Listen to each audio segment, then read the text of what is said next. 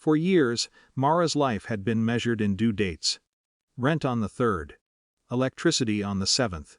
Internet on the 12th. Her own expenses slid quietly between those numbers, modest and predictable.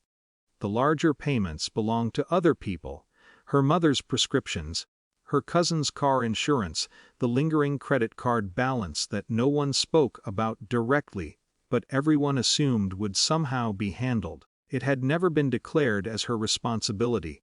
It had simply settled there. Family dinners continued as usual. Birthdays arrived with store-bought cakes. Conversations circled familiar territories: work complaints, neighborhood gossip, health updates delivered with theatrical sighs. Gratitude rarely surfaced, not because anyone was openly cruel, but because Mara's help had slowly dissolved into the background of their lives. Reliability becomes invisible. The video arrived on a Tuesday afternoon. Mara was between meetings, half listening to the hum of office chatter, when her phone vibrated. A message from Aunt Leela. No text, just a video attachment.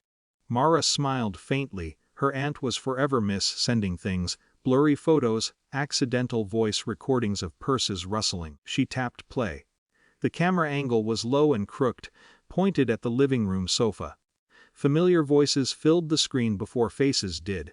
I mean, honestly, what else does she have going on? Lauder.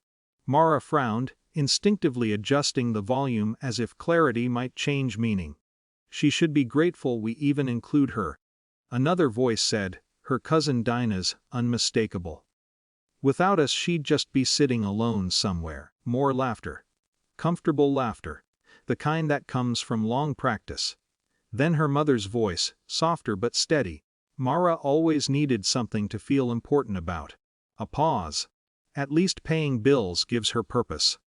The room around Mara seemed to thin, sounds flattening into a distant blur.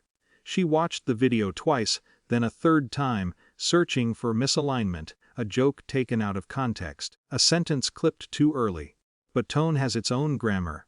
No one sounded angry. No one sounded conflicted. The conversation drifted easily, like background noise in a life where Mara's contributions had already been categorized, explained, and diminished. Her phone chimed again. Aunt Leela. Oh my goodness, wrong video! Please ignore! Mara stared at the message. Ignore. As if attention were the problem. She locked the phone and returned to her desk. Her hands moved through the remaining hours of the workday with practiced competence: emails answered, notes taken, deadlines acknowledged, no visible disruption. No trembling hands, no dramatic exits, only a subtle shift, internal and precise. That evening, Mara cooked dinner as usual, ate alone, paid her own utilities. But something had reorganized. Not anger, not even hurt exactly, recognition. In the following days nothing outwardly changed. She responded to group chats, sent polite replies, even agreed to attend her nephew's school recital. The family moved through their routines, unaware of the recalibration quietly unfolding beneath the surface. The next payment date approached with mechanical certainty. Electricity on the 7th. The reminder appeared automatically, as it always did. Mara opened the banking app and hesitated. For years, the action had required no thought. A reflex as natural as breathing. This time, her finger hovered above the screen, suspended between habit and something newly solid. She closed the app. No declaration. No announcement, just absence. 3 days later her phone rang. Dina. Mara. Hey, quick question. Dina said, voice tight with forced casualness. Did something happen with the electricity payment? Mara leaned against her kitchen counter, studying the faint scratch patterns in the laminate. No, she said. A beat of silence. Oh, okay, it's just, we got a notice. I imagine you did. Another pause, longer this time. So you're going to handle it, right? The phrasing was careful, but expectation bled through. Mara's voice remained even. I'm not. The word landed without volume, yet it altered the air between them. What do you mean you're not? I mean exactly that. Dinah's composure fractured slightly. Mara, this isn't funny. I'm not joking. The silence that followed carried a different weight now, not confusion but recalculation. Is this about something? Dina asked cautiously. Mara considered the question. Yes. A breath on the other end. Can we talk about it? War. Another stretch of quiet. No shouting, no accusations. Just the slow emergence of an unfamiliar reality.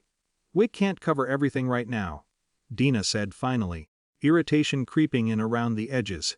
You know how things are. I do. So you're just stopping. I'm setting boundaries. The phrase sounded almost clinical, yet it steadied Mara as she said it. Dina exhaled sharply. Wow. Mara didn't respond.